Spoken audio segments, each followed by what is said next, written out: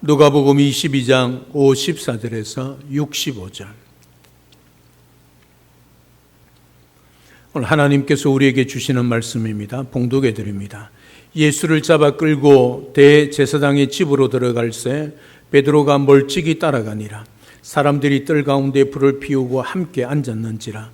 베드로도 그 가운데 앉았더니 한 여종이 베드로의 불빛을 향하여 앉은 것을 보고 주목하여 이르되 이 사람도 그와 함께 있었느니라 하니 베드로가 부인하여 이르되 이 여자여 내가 그를 알지 못하노라 하더라.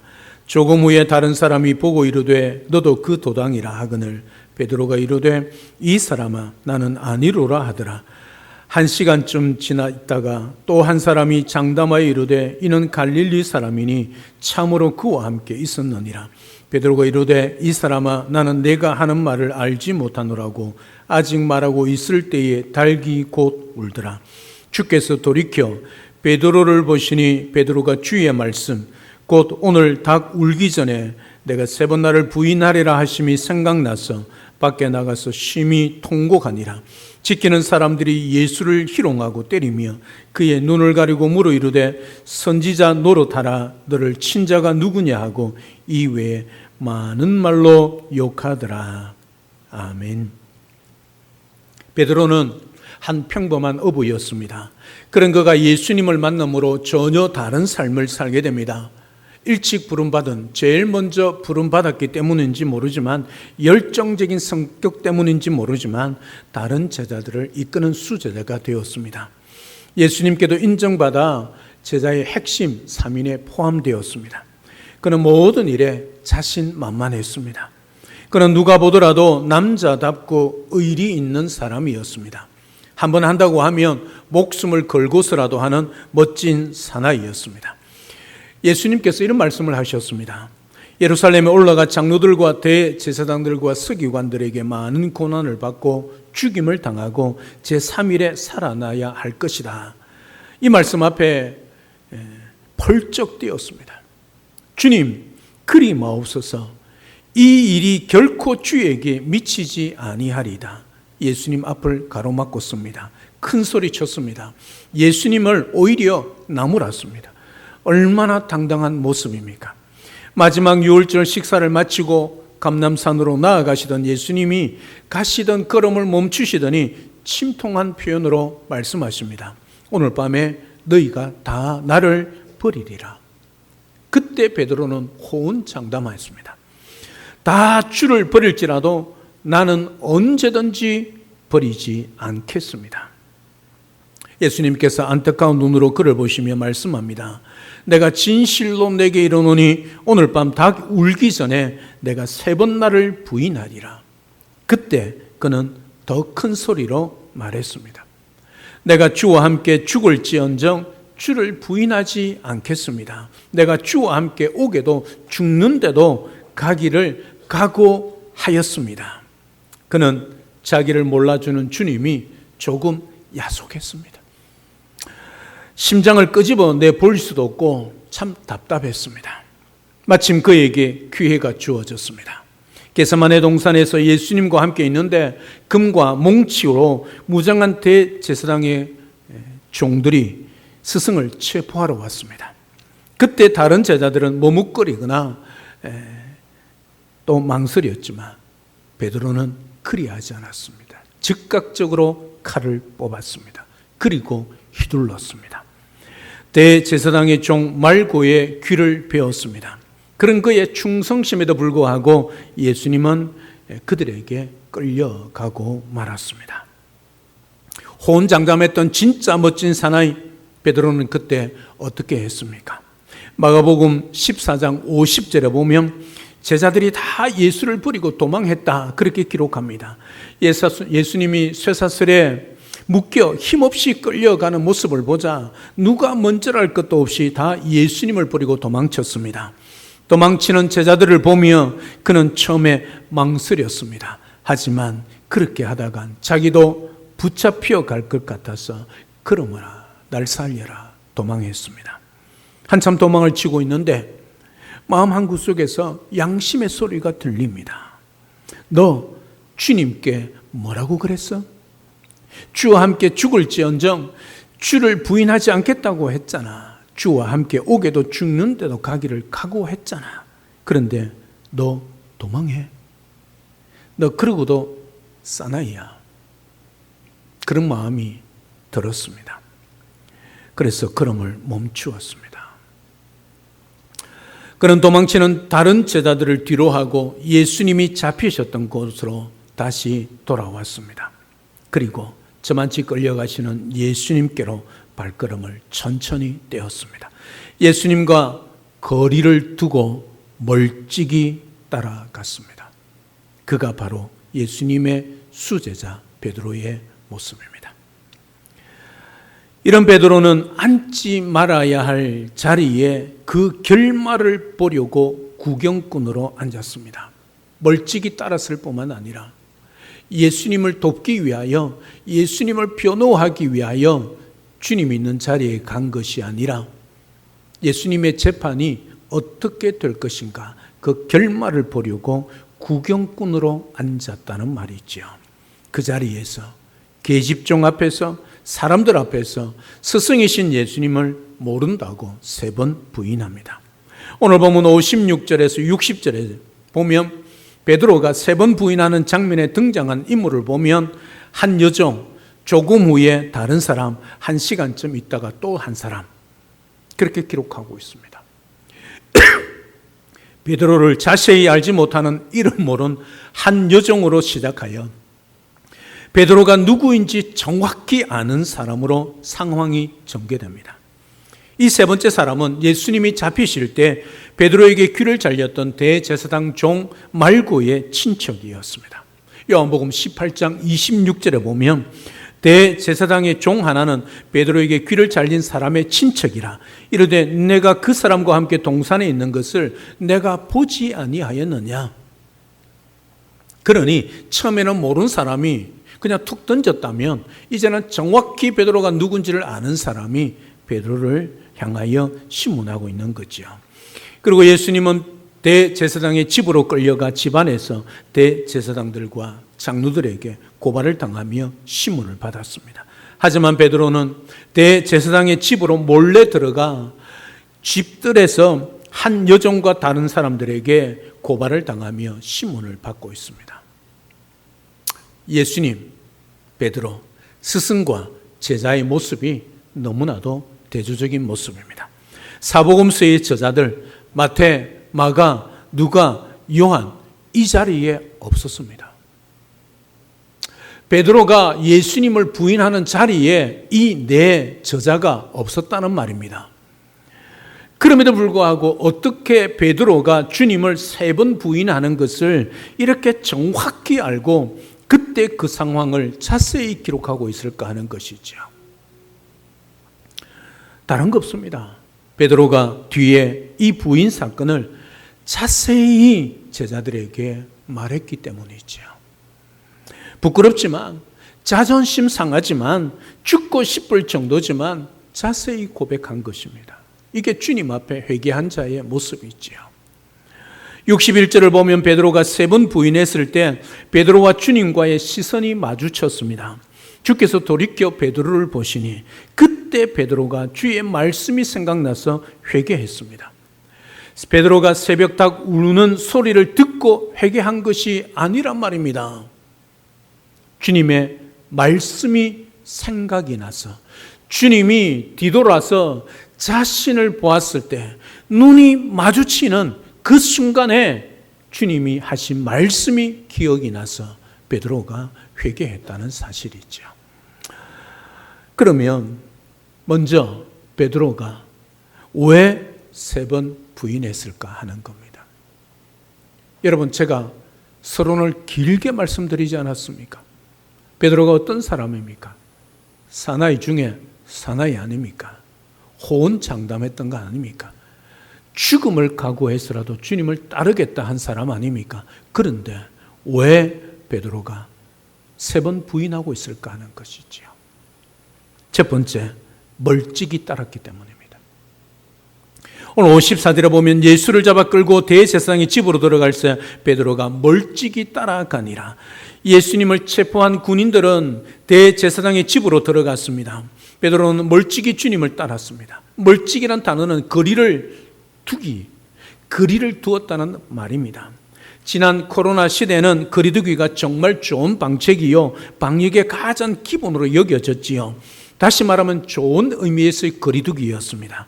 하지만 주님을 따른 데 있어서 거리두기는 적당한 거리, 생존의 거리, 자기의 모습은 감추고 자신의 목적을 이루고자 하는 모습으로 좋은 의미가 아니지요. 이 멀찍이란 단어의 메시지 성경에 보면 at a safe distance라고 그렇게 기록하고 있습니다. 무슨 말입니까? 자기의 생명을 지킬 안전거리를 두고 그 뜻이란 말입니다. 무슨 말입니까? 들키지 않을 거리. 자기 정체가 드러나지 않을 거리를 두고 주님을 따랐다는 말이지요. 예수님은 살아계신 하나님의 아들이라고 신앙 고백했던 베드로가 다 주를 버릴지라도 나는 버리지 않겠다, 죽을지언정 부인하지 않겠다, 주님과 함께 오기도 죽는 데까지 가기를 각오했다 호언장담했던 사나이 베드로가 예수님을 멀찍이 안전거리를 두고 따라갔기 때문에 부인했다는 말입니다. 여러분들은 주님의 제자입니까? 그렇다면 오늘 여러분과 주님의 거리를 점검해 보시기를 바랍니다. 여러분, 주님과 여러분의 관계의 거리가 멀습니까? 아니면 가깝습니까? 아니면 오늘 베드로처럼 멀찍이 거리를 두고 순간 나에게 불리하고 나에게 불이익이 닥치고 내 부끄러움이나 자존심이 상할 때 언젠가는 나를 숨길 수 있는 거리를 두고 주님을 따르지 않는가 돌아보시기를 바랍니다. 그러면 여지없이 부인하는 자리까지 나아가게 된다는 사실이지요. 사랑 여러분, 예수님과의 거리를 좁히시기를 바랍니다. 진정으로 신앙생활 잘하는 사람인지 주님과 거리가 가까운 사람인지 알 수 있는 방법은 고통을 당해보고 손해를 본 일이 생기고 신변의 위협을 느낄 일이 일어날 때 알 수 있습니다. 주님의 제자들은 그런 상황 속에서 주님을 버리고 도망갔습니다. 왜요? 자기 생명을 지키기 위한 것이지요. 멀찍이 신앙은 하나님이 기뻐하지 않으십니다. 이번 사순절 기간 동안, 아니 평생의 삶 가운데 예수님과의 거리를 좁히는 믿음의 삶이 되시기를 주님의 이름으로 축복합니다.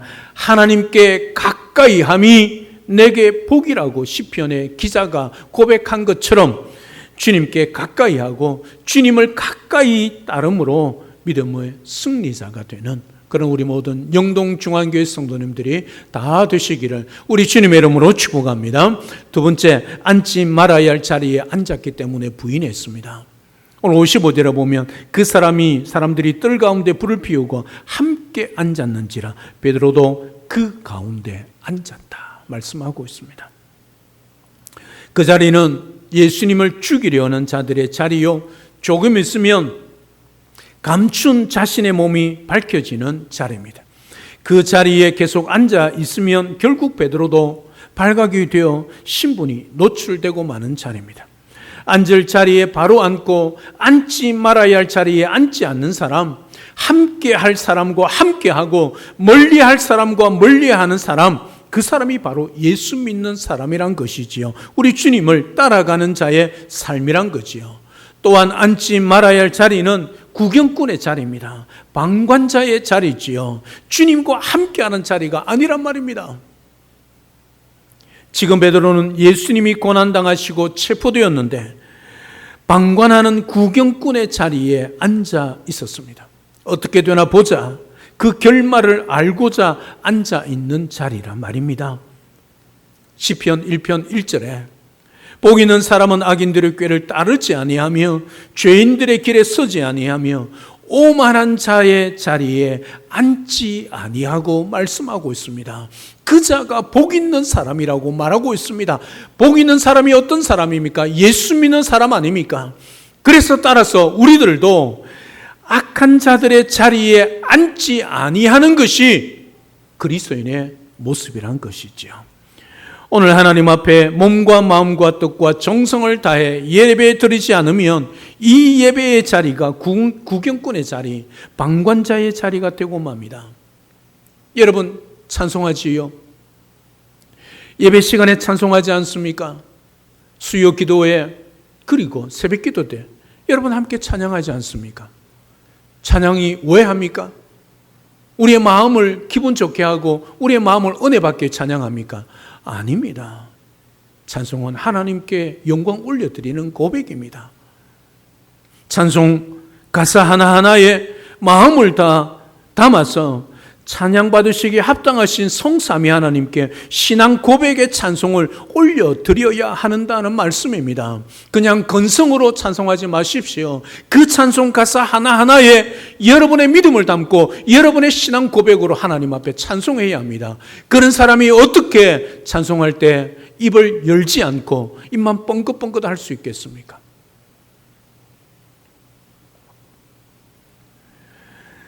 장로님들의 대표 기도에도 여러분 집중하여 우리도 함께 동일하게 하나님께 올리는 기도로 아멘하며 올려드려야 합니다.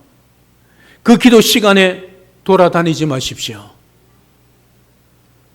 여러분 대통령이 이 자리에 앉아있다면 여러분이 돌아다니겠습니까? 그보다 위대하신 하나님, 성삼위 하나님이 이 예배 자리에 임재하고 계십니다. 왜 돌아다니십니까? 다른 사람이 다 눈 감고 있으니까 아무도 안 보기 때문에 돌아다니십니까? 하나님이 보고 계십니다. 핸드폰 확인하지 마십시오. 왜 핸드폰 들여다보십니까?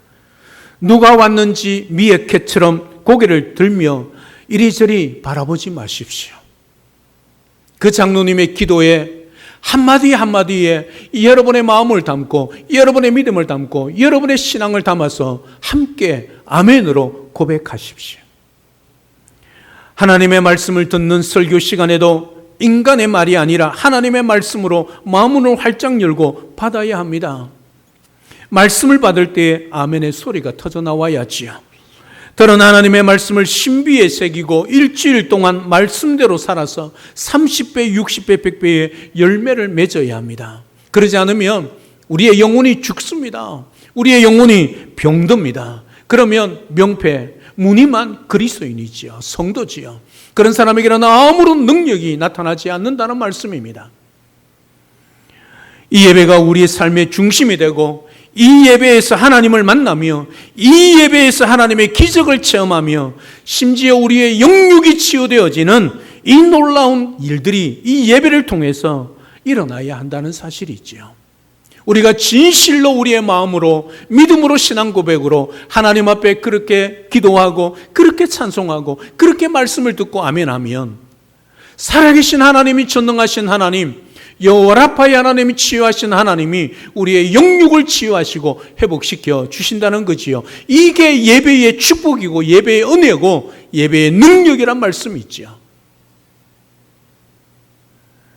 사랑하는 여러분, 오늘 예배 자리가 구경꾼의 자리, 방관자의 자리가 아니라 진정으로 영과 진리로 성삼위 하나님께 영광의 예배를 올려드리는 참 예배의 자리가 되어 우리의 영육이 치유되어지고 우리의 기도가 응답되어지며 우리의 삶이 역전되어지고 우리 인생이 풍성한 하나님의 은혜를 누리며 우리의 삶을 통하여 하나님께 영광 올려드릴 수 있는 참된 그리스도인 우리 모든 영동중앙교회 성도님들이 다 될 수 있기를 우리 주님의 이름으로 축복합니다. 그러면 우리는 어떻게 살아야 할까요? 첫 번째, 회개해야 합니다. 61절 62절이지요. 사람들이 착각하는 중에 하나가 베드로가 닭 우는 소리를 듣고 회개한 줄 압니다. 아닙니다.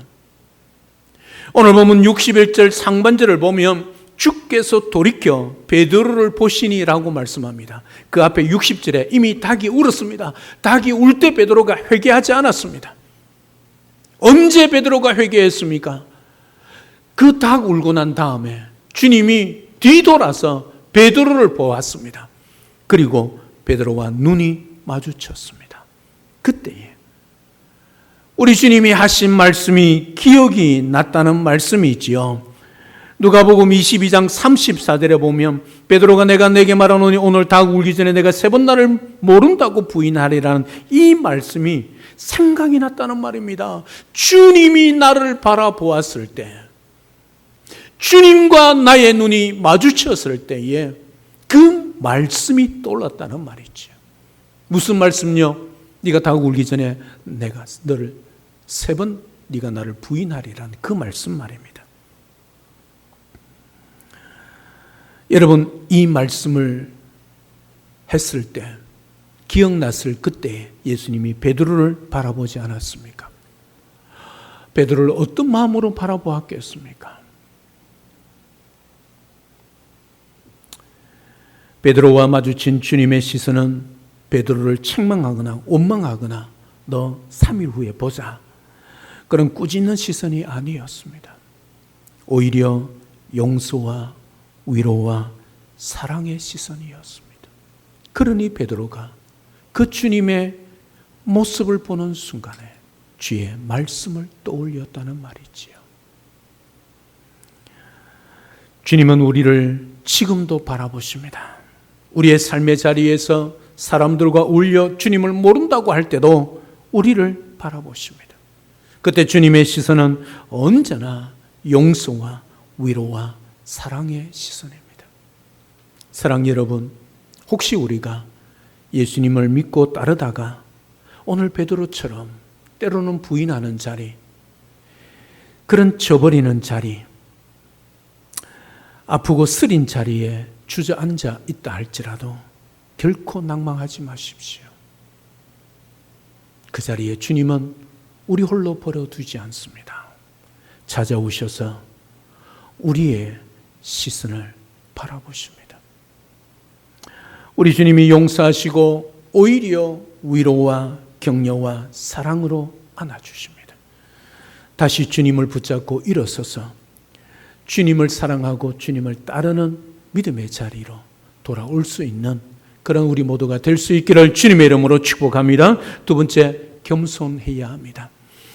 여러분, 마태복음 26장 33절, 누가복음 22장 33절에 보면 이렇게 기록합니다. 다 주를 버릴지라도 나는 언제든지 버리지 않겠나이다. 그가 말하되 주여 내가 주와 함께 오게도 죽는 데도 가기를 각오하였나이다. 여러분, 여기에 잘 보십시오. 오늘 베드로가 고백하고 있는 이 말씀 가운데 주어가 누굽니까? 주어가 누구지요? 나가 누굽니까? 베드로 자신이지요. 여러분, 이 한마디는 교만입니다. 나만 주님을 부인 안 하고, 나만 주님만 따르고, 나만 주님이 가는 옥에도 죽는 자리에도 갈 수 있다는 교만 말입니다. 교만이 얼마나 무서운 결과를 가져오는지 모릅니다. 그래서 잠언 18장 12절에 교만은 패망의 선봉이요 마음의 거만은 넘어짐의 앞잡이라고 한 것이지요. 교만은 스스로 망하게 한다는 말씀입니다. 또한 교만은 자기 잘난 척, 남을 무시하는 것을 뿐만 아니라 미워하고 시기 질투하는 것, 원망 불평하는 것까지 교만의 모습입니다. 하나님은 겸손한 자의 손을 들어주십니다. 겸손한 자를 능력의 손으로 붙잡아 주십니다. 겸손한 자를 축복해 주시고 은혜를 베풀어 주십니다. 하나님은 능력의 손 아래서 겸손할 때 때가 되면 그를 높이십니다. 겸손한 자에게 지혜를 주십니다. 겸손한 자에게 재물과 영광과 생명을 주십니다. 이게 하나님의 말씀이 우리에게 주어진 것입니다. 사랑하는 여러분, 이제 우리는 어떻게 살아야 합니까? 한순간도 교만한 마음, 교만한 자의 모습은 제해버려야 합니다. 순간순간 예수님처럼 겸손한 자가 되어 하나님의 기쁨이 되고 또한 하나님께서 주시는 능력과 축복과 은혜와 지혜와 재물과 영광과 생명을 받아 누리는 그런 복된 삶을 살아가야 하지 않겠습니까? 겸손하십시오. 그러면 하나님이 여러분들을 높이시고 축복하여 주실 것입니다. 오늘도 언제나 주님을 따르는 우리의 삶 가운데 항상 회개하고 겸손하게 주님을 따라서 주님이 우리에게 주시는 온갖 좋은 선물, 하늘의 신령한 복과 땅의 기름진 복을 받아 누리며 살아가는 참된 그리스도인 우리 모두가 될 수 있기를 우리 주 예수 그리스도로 축복합니다. 할렐루야. 아멘. 살아계신 하나님, 은혜와 사랑을 진심으로 감사를 드립니다. 오늘 베드로가 호언장담한 그야말로 사나이 중에 사나이였습니다. 그런데 그런 그가 예수님이 잡히실 때 여지없이 도망하였습니다. 그러나 양심의 가책을 누리고 주님을 따랐는데 그 따라가는 거리가 멀찍이였습니다. 안전거리를 두고 주님을 변호하고 주님을 따르며 주님 편에 서기 위해서가 아니라 주님의 그 재판 결과가 어떻게 되는가, 구경꾼의 자리, 방관 자리에 앉았기 때문에 주님을 부인했습니다. 그리고 앉지 말아야 할 자리에 앉았습니다. 우리가 앉아야 할 자리, 앉지 말아야 할 자리를 분명히 기억하고 그리스도인다운 삶을 살아내게 하여 주옵소서. 예배 시간 가운데서도 찬송, 기도, 말씀 가운데서도 진실한 그리스도인다운 그런 삶의 예배를 통하여 우리 하나님 앞에 영광 올려드리며 예배를 통하여 우리를 회복시키시는 우리 주님을 경험하게 하옵소서. 우리의 삶 가운데 회개하며 겸손한 자의 삶을 통하여 온갖 좋은 선물, 하늘의 신령한 복과 땅의 기름진 복을 채워주시는 우리 하나님의 능력과 은혜와 복을 누려가는 우리 모두가 될 수 있도록 축복하여 주시옵소서. 예수님의 이름으로 기도드립니다. 아멘.